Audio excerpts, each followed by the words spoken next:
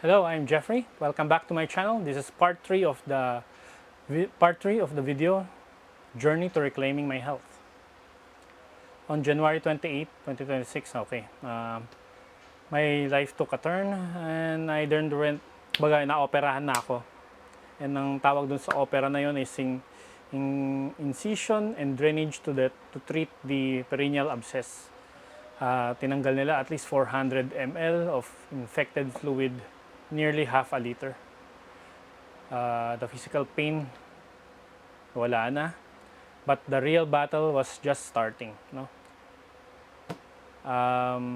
To recover and get discharged, I had to do something to get my blood sugar under control. No? So, kailangan kong isipin maigi kung paano ko ibabalik yung blood sugar ko sa normal habang nag-aantay akong ma-discharge sa ospital. Okay? So,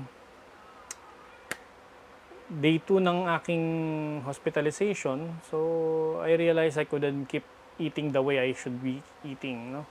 I used to struggle to heal because my sugar level is very high and I need a plan how to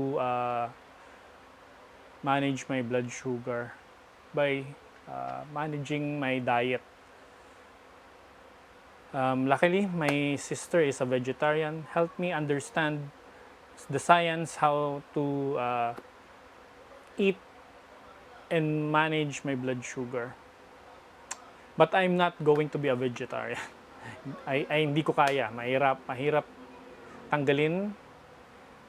At I still like eating meat as much as I want a clean health and clean eating. As long as tatakalin mo, manage mo lang yung dami ng kinakain mo, hindi mo kailangan naman maging purely vegetarian. Pero of course, kung kaya mo pong tanggalin yung meat, more on high fiber at saka protein plant-based diet, maganda naman din po yun. Medyo mas magastos lang. So I'm trying to manage yung reasonabling kaya ng budget at as much as possible kaya din ng katawang kong kainin or hindi siya masyadong magastos. Magastos ang maging vegetarian, to be honest. Pero maganda rin naman po yun sa katawan. Okay.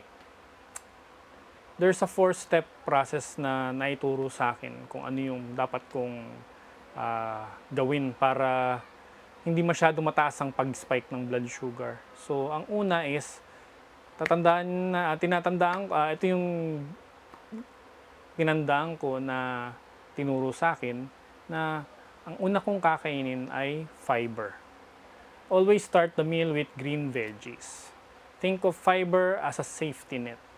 By eating your green first, you create a lining in your gut that slows down the absorption of sugar from the rest of your meal. So, pag gulay po muna ang inyong kakainin, parang ito yung parang unang sasaluhin ng bituka ninyo para pagka may kinain po tayong medyo mataas sa sugar, siya po yung magko-control na mag-spike sa ating blood sugar. So, pag inuna po natin yung green veggies, so ayan, medyo hindi biglang tataas ang inyong blood sugar kagad. Dahan-dahan niyang iaano yun, parang idadampen or ang tawag nila buffer. Then, kain po tayo ng protina. Importante pong may protina. Next, the protein. To manage my cholesterol, kailangan po natin kumain ng malinis na protina. No? So, as much as possible, iwasan po natin yung vegetable oil. Huwag tayong gumamit ng vegetable oil. Hindi po maganda sa katawan po natin. And of course, yung mantikang recycle, as much as possible, huwag po tayong gagamit ng recycle na mantika. Lahat ng masamang cholesterol nandoon. Okay? So, pwede tayong gumamit virgin olive oil, extra virgin olive oil. Yan, maganda po yan sa ating cholesterol.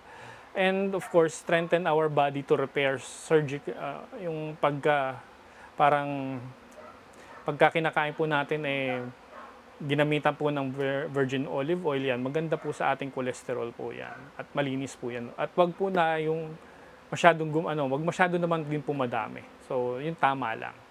Para lang ano po yan, ah, maluto lang ng tama yung ating mga protina. Okay? So, next, of course, carbs. Kailangan pa rin natin ng carbohydrates. Yes, staple food po natin ang kanin, especially puting kanin. Pero of course, mataas po sa sugar po yan. So, kung hindi pa po natin kaya o kaya tanggalin ang kanin o yung white rice sa our carbs, bawasan po natin. No? Kumbaga po, kung pwede, dahan-dahan natin bawasan. So, simulan po natin sa isa, then dahan-dahan gawin po natin kalahati. Sanayin lang po natin na babawasan, or kung pwede po, palitan natin yung puting puting kanin. So, pwede tayong gumamit ng substitute or damihan natin ang fiber para mabusog po tayo. So, kunwari, kinalahati natin yung kanin, damihan lang natin yung gulay para mabusog po tayo. Kailangan natin kasi maramdaman na mabusog.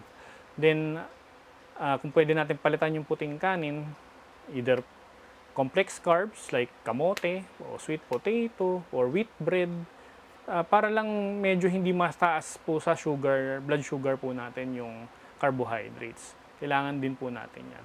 Then of course, pwede rin po tayong kumain ng prutas, pero hindi po lahat ng prutas pwede po sa atin, no? So, not all foods are created equal. So, may mga prutas na hindi tayo dapat kumakain. For example po, kung kakain po tayo ng prutas na okay po sa ating sugar, is number one pong recommended is apple. An apple a day keeps a doctor away nga po kung sinasabi po nila, no? So, bukod dun sa apple, berries, strawberry, suha, anything na yung prutas na mababa po sa tamis. Pag masyado pong matamis, like kunwari papaya, melon, medyo mataas po yan sa sugar. So, medyo tatakalin po natin, konti lang po ang pwede natin kainin. Especially mangga, isang pisngi lang din po. So, hindi pwede po tayong kumain din po ng mga masyadong matatamis na prutas kasi ganun din po yun, para ka lang din pong kumakain ng asukal. Pag mataas din po, matamis, anything na masarap, tatandaan po natin, mayroon pong mataas po yung sugar nun. So, yun po yung ating dapat tatandaan, kinokontrol po natin dapat ang ating sugar para at least masanay po yung katawan natin na konti lang or minimize ang pagkain natin ng mga matatamis na mga pagkain. Then, medyo hindi po natin kaya natin tong baga nung nasa ospital ako, medyo syempre, hindi naman agad-agad ma-absorb natin po yun, or parang matatandaan or matatandaan or matututunan agad-agad. So medyo it took me time din po maintindihan din po to. Pero of course, kailangan po sa atin magsisimula po ito. Hindi po ibang tao ang gagawa. Hindi naman po ibang tao ang kakain at iinom ng gamot po natin, no? Ang pinakaunang gamot po kasi talaga natin is yung pagkain. Ang pagkain po kasi natin din ang isa sa rin pong source ng kung bakit tayo nagkakasakit. So, kung inayos po natin ang tamang pagkain po natin at sinimulan po natin kumain ng tama, dyan po yung magsisimula na umaayos na ating pakiramdam.